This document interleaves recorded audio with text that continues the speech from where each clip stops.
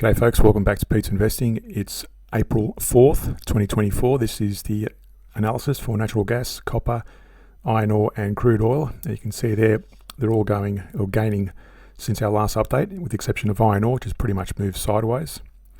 This is our heat map.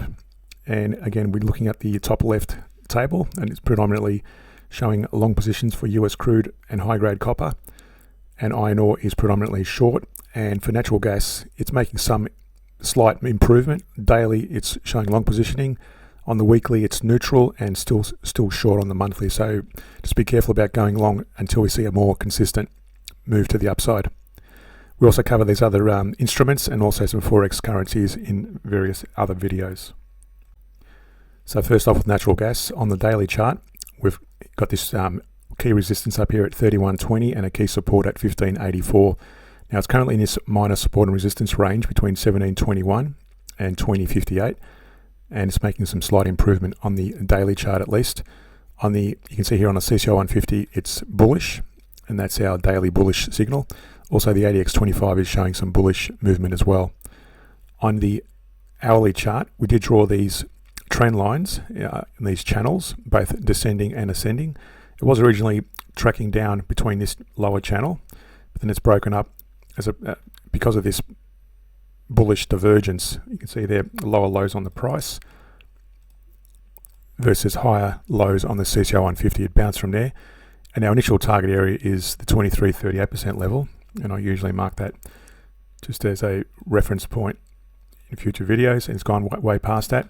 You can see there it's actually broken above the 61% level, which is always key, but it's actually broken up, then it's come back down and navigating or floating around that 61% level.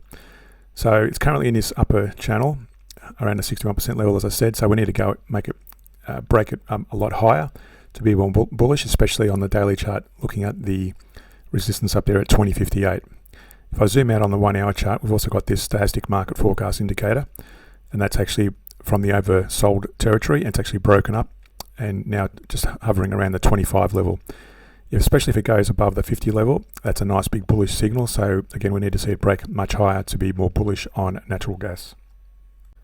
Also, before I leave natural gas, just zooming in again on the hourly chart, you'll notice there's lower highs on the CCI 150 versus higher highs on the price chart. That's a bearish divergence, and we expect that to break to the downside. And our minimum retrace level, I'll take it to that, let's try the Fibonacci. I'll take it to that low there. That's a Fibonacci range. You can see there it's already broken down in the 23.38% level. But again, it could actually continue higher from there. So that's already executed and hit the target area. And again, just to draw that target area as a reference, that's what it's done in the short term. So it may continue in this upper channel, as I said, or it could actually go either way. So it's hard to tell at the moment, but so far so good. The weekly as well is showing a neutral positioning on the CCI 150.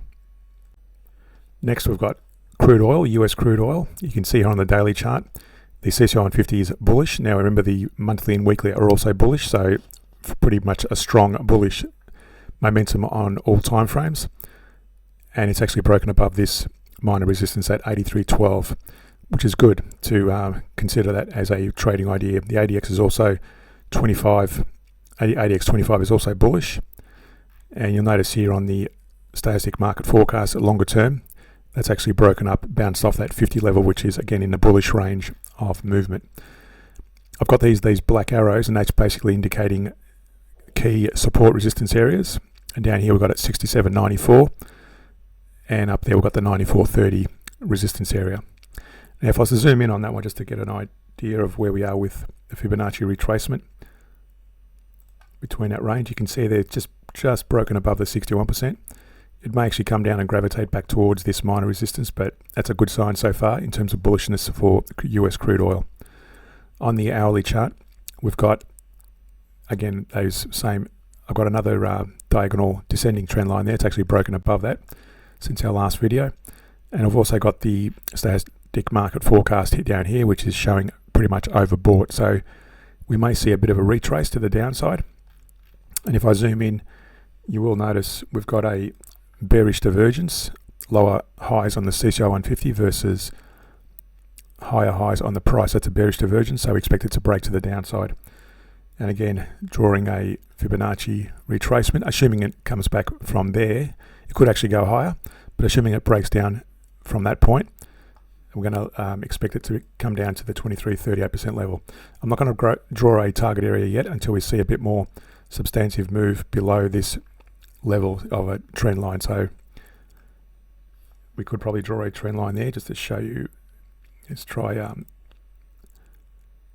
few of those points there. You can see there it's currently hovering around that ascending trend line. So again, we need to see it break significantly lower, and that'll be our initial target, but of course it could go lower. But at the moment, the CCI 150 is showing a bearish divergence, so just be careful of that. Next, we've got high-grade copper. So on the daily, first off, again, this is showing bullish movement across the monthly, weekly, and daily.